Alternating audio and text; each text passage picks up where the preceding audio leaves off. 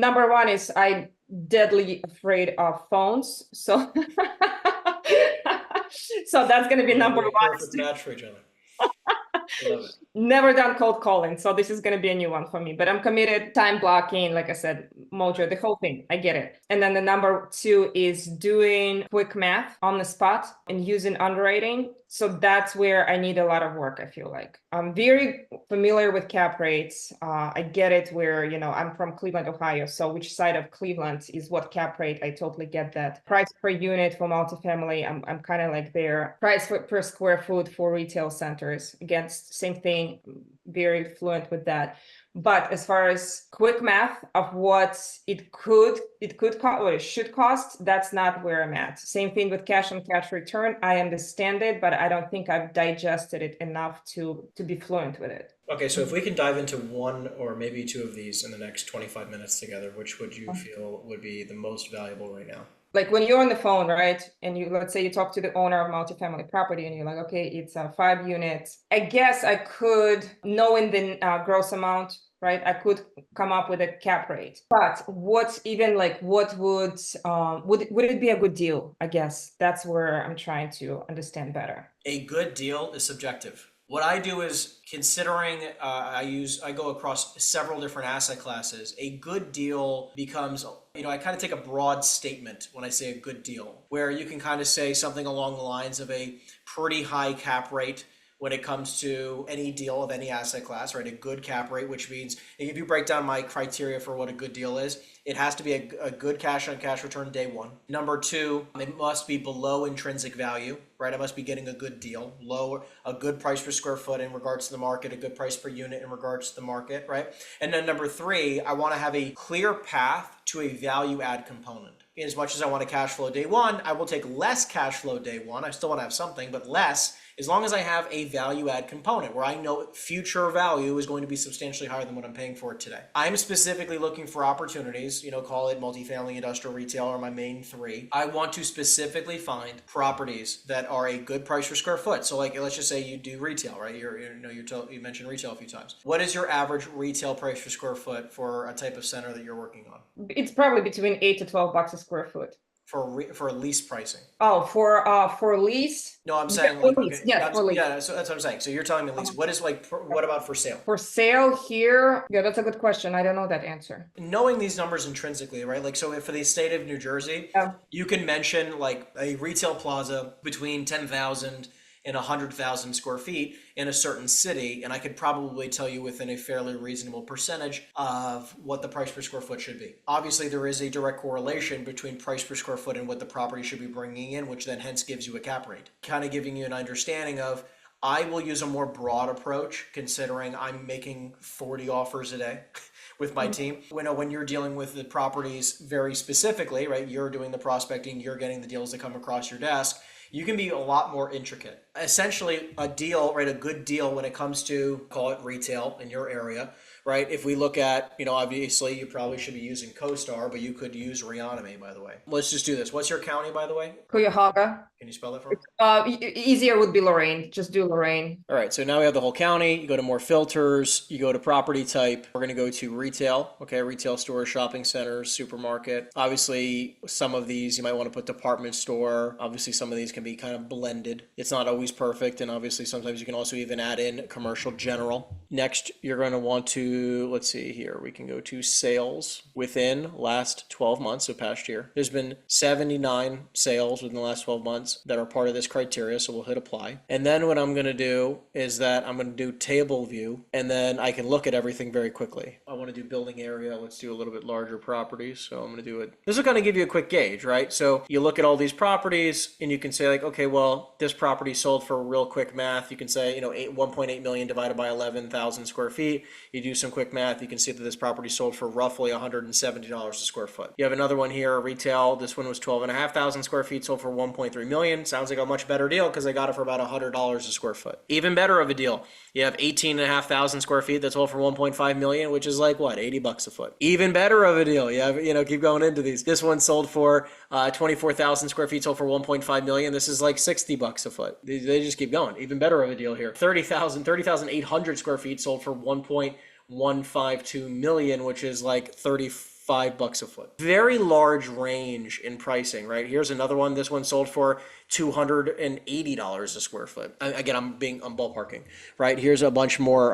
This one, 9,300 square feet sold for 1.5. So about, call it $1.5, $150 a foot, $140 a foot, $150 a foot. You can kind of get a gauge like based on these locations, because as you kind of zoom in on different, which let me go back down to map, like as you go into different pockets, you're going to get a much different price per square foot. Obviously, if you're like, I'm guessing out by actual Lorain City, right? Like you're much closer to the water, you're going to have a much higher price per square foot, more likely. Then obviously, if you're very inland, like something out here is probably going to have a much lower price per square foot. Get a gauge. Like let's just say you wanted to sell a property in Lorain, right? I'm going to go, I guess township or city, whatever. You're going to move in to this location, and then you're going to find a property that you want to sell, right? Or that you're maybe you got a referral for a property near this location. What you're then going to do is that you're going to pull a little bit of a radius search, right? You pull a radius and be like, okay, well, if my property's right here, I'm going to do a little bit of radius search, call it like maybe 2 miles. I'm ballparking here, so don't, I'm doing this quickly with you, but you do a 2-mile radius, 2.4 miles,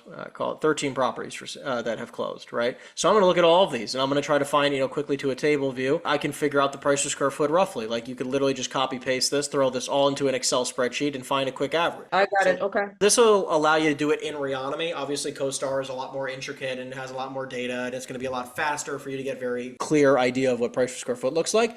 But yet again, this is a fast version for Reonomy. If you don't have a lot of comparables to go off of, don't ever be afraid to kind of go maybe 1 year longer or a little bit geographically outwards, right? A little bit farther out. The one thing obviously you like to try to make sure is that within the last 12, maybe 24 months, or that the period of time, that interest rates are the same. Because obviously if you're trying to compare what prices sold for in 2024 versus 21, very different. Because interest rates were still 2.5%, 3%, 3.5% versus 7%. So like obviously people will pay a stupid price per square foot because they were still getting good returns. Is that making sense so far? Yeah, for sure. I never used Reonomy that way. I only use Reonomy to look up owners' information and to pull those lists. So not only, so this is a really cool way of doing it, but then you can also go the other way. So once you have this opened up, you can go under the owners tab. This is under the owners tab. So this will actually show you every owner in this criteria, right, that owns properties that have sold within the last 12 months, right, past year, in this filter. This will give you all the individuals who own properties here, how many properties in the search they actually own, how many properties in total. Like obviously you probably should get to know these individuals because they have $122 million worth of real estate, probably a great buyer for some of your deals. And they also just bought something last year. This individual here also just bought something. They have owned 10 properties, a valuation of $1.85 million, probably a little skewed. So don't always take the price, the assessment values to heart. Like this obviously is probably worth more than $9,000, right? This person owns 10 properties for a total of $457,000. I mean, that's just probably not accurate, but you can see who bought properties recently. Okay, interesting. You can see the types of properties that they own, right? Just by kind of hovering over these different lines. This person is a big retail person, right? They own 96, of their 4 property. It's kind of strange, but I don't know how you own 96 to 7.7% retail of 4 properties, but you get my point, right? Like this is not exactly perfect, but it gives you a much clearer idea. And then you can actually go to the next filter, which is for owners, the one that also includes a phone number. Won't be all of them. It'll filter everything. We're like, okay, you have a phone number for every single person here. So if you get a property now going forward, like anytime you have a listing, give me an address of any, let's say retail building you have real fast. This property, great. So let's go to building and lot, 4,000 square foot property. All sounds about right. So watch what you can do. You can go, you zoom out a little bit. What you can do now is you can do the same exact thing we just did, okay? Which is draw, radius, another mile out. Mile out, you go to retail again. I'm just gonna do all retail, except for I'm gonna remove some nonsense here. Get rid of that. Okay. So now you hit apply. And then what we'll do is that we're gonna do the same filter again, which is sales within the last 2 years. I wanna also make sure that I can also go to owner, includes a phone number. What's happening here is that, okay, really quickly, this gives you 4,000. Is this the 251? Yeah. He just bought it. It's a rental. He's trying to at least. He's trying to flip it. Okay, cool. Yeah. So just to give you an idea, right? So there wasn't obviously a ton of sales recently that were all the very, very similar type of property, but I would start here, right? And then you can go out a little bit farther, right? Like so you can go out a little bit farther, right? Like let's just say we can pull this radius search. So what I'll do is I'll do a larger radius. 5 miles, same criteria. Now I have 56 properties. And now I can do the same exact thing, right? So now I'm going to look for properties that just sold, and I want to go to owners. So I can see here like who owns some properties, who also just bought properties recently, who owns stuff that are, very, very similar to what we have listed. You can also go to the same previous views, you go to properties and you go to the same table view. All of these properties right in that, the mid-range, let's go to square footage.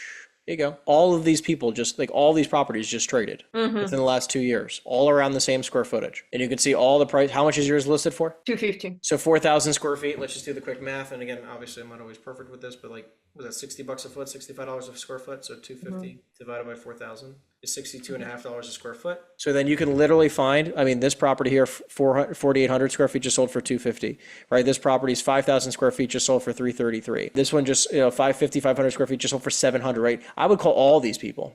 Everything where the price per square foot makes sense, not like the people who bought a steal. They're going to play games with you. Anybody who bought for a decent price, I would give them a call. They probably would buy again, especially if you can see like, oh, this individual owns 4 properties or this individual owns 10 properties, they're probably going to buy again. Okay, so this way you could start selling your properties pretty quickly. We do the same thing. We run these reports through Reonomy, we run these reports through CoStar. Anytime we get a property of an owner anywhere that is open to selling for X price, we get all the details, we then can just pull up the same report. Like, oh, okay, well, there's been 15 people who've bought very similar properties in the last 24 months. We should probably call them first. I get it. I've never used the Reonomy that way, ever. So this should really support you there. And then with the last 10 minutes, do you want to talk about underwriting a little bit, or is there anything else that you think we should talk about? No, okay, underwriting cool. Sounds great, yeah. Okay, so let's break down something. Do you have a multifamily, a small multifamily you want to review?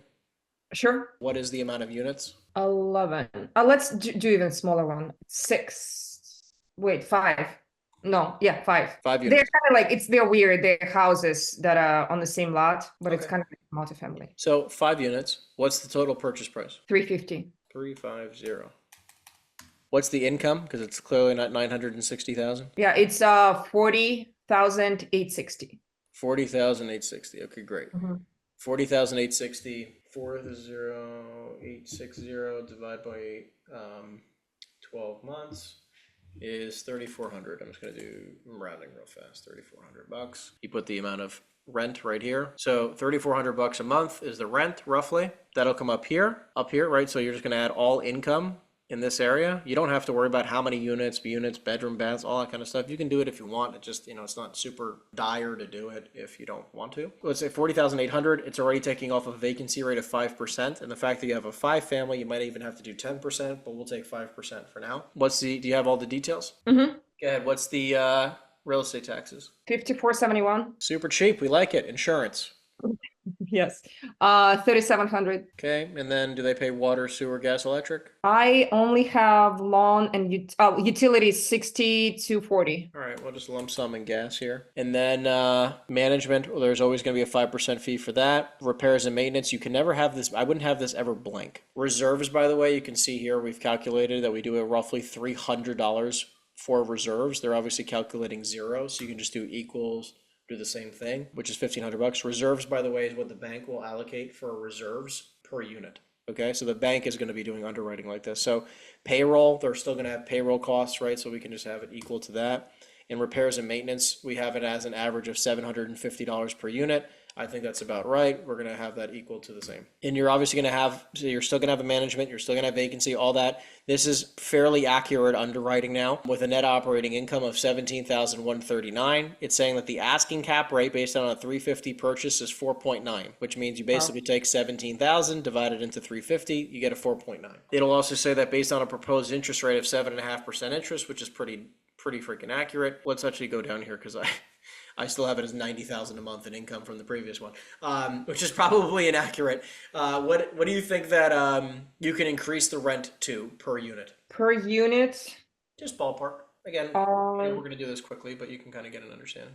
Yeah, probably let's do 850. 850 per? So well, there, one is 4, 850, and 1560. Okay, so hold on, what's that? 4, 850 times 4. Plus 1560? Yep. Great. So that means we're going to get a number of $4,960, okay? So that's what the future income can be. Now, if you scroll back up, you're going to get an idea that the future value can be as high as 600,000, which can be decent. But you're going to see day one, your cash on cash return is negative based on an interest rate of 7.5%. So someone is going to have to put down cash down payment, $101,500. They're going to put that down, and they're going to be buying a property that is negatively cash flowing. Right, so they're probably going to have to put down more money because your debt coverage ratio, which is between the percentage of the amount of cash flow that comes in against your against your mortgage payment. So that means your mortgage payment is higher than your cash flow. So a bank is actually not even going to give you a loan if your debt coverage ratio is this low. You're going to have to put down more money, right? So it says loan to value 75%. You literally have to play with this percentage number until this number is around 1.25. Yeah. Right. So you have to be cash flowing, right? So let's just put this to 50. I'm doing quick math, right? If I put down 50% on this property, I'm still not at a cash, at a 1.25%. I'm close, right? So I can probably have to do, let's say loan to value, let's say 45. There you go, 1.3, which by the way, my cash on cash is not exactly high, but I'm cash flowing. Finally, so the bank will give me a loan. I'll have to put 206 down. My loan amount is 157. But the interesting thing is if you scroll up, right, I have all these, percentage breakdowns. The interesting thing is that over time, you can kind of get an understanding that like there is some cash flow over time, right? Like I can see here that the investor's cash and cash return is going to be 7%. Right, over a period of time. You can see over a period of time, it'll be 8.5% cash on cash, which means, by the way, cash on cash is, I know I'm speaking very quickly, so you can ask questions. Cash on cash is just the amount of money that out of pocket that I, like as me as the investor or you as the investor, the amount of money that we've invested total versus how much money we're getting back. So this is basically saying for every $100,000 I've invested, I will make $8,350. For every $100 invested, I'm making $8.35. The other pieces that you want to kind of pay attention to is like the price per unit upon purchase, which is $70,000. But then looking at and future value, do you think that a 5-family could actually be worth $600,000? Is there proof that 5 families have sold for $600,000? Not in that area.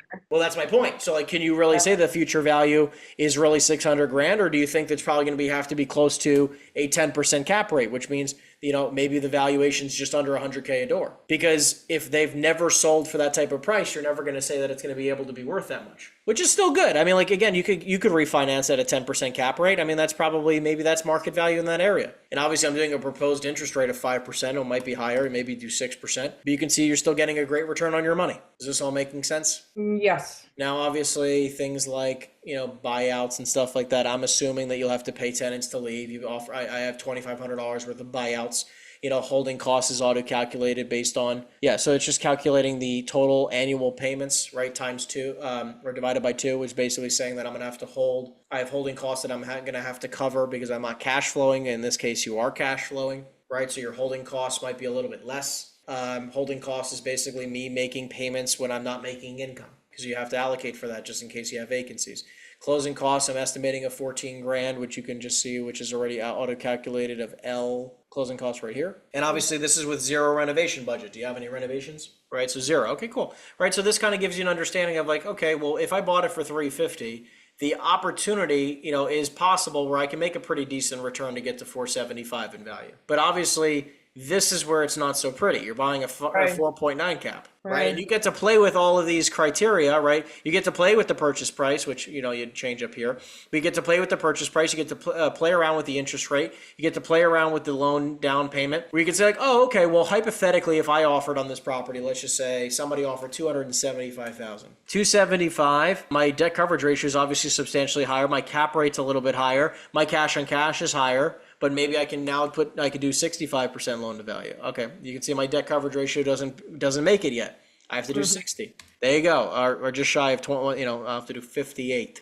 I'm at 128, right? I'm trying to get above 125. So you can play around with these numbers, right? You can play around with the interest rate. Maybe I can get a mortgage for 7% interest, right? So you can play around with all these numbers and figure out exactly where a bank would evaluate the property, where a buyer can evaluate the property and still make the returns that they're looking to make. I mean, now it even goes to show like it's going to be kind of hard to make some good money here, because it's even saying a future value of an 8% cap rate is only $400,000 and you have it listed for $350. Okay. What questions do you have real quick? Nothing about this. I think I just need to practice more and more and more. 100%. And I want you to know, like, listen, I was not that great first time around. It took me, I've done it or thousands of times Yeah. at this point, right? So just give yourself some grace. It's okay, Thank you. right? So is that what you guys do on Thursdays? You just Yeah, we basically, educate in regards to not only underwriting through the spreadsheet, but just everything in regards to underwriting. Okay. All right. Well, yeah, I look forward to it. If there's any other questions that you have or not, I'll see you tomorrow at 10 a.m.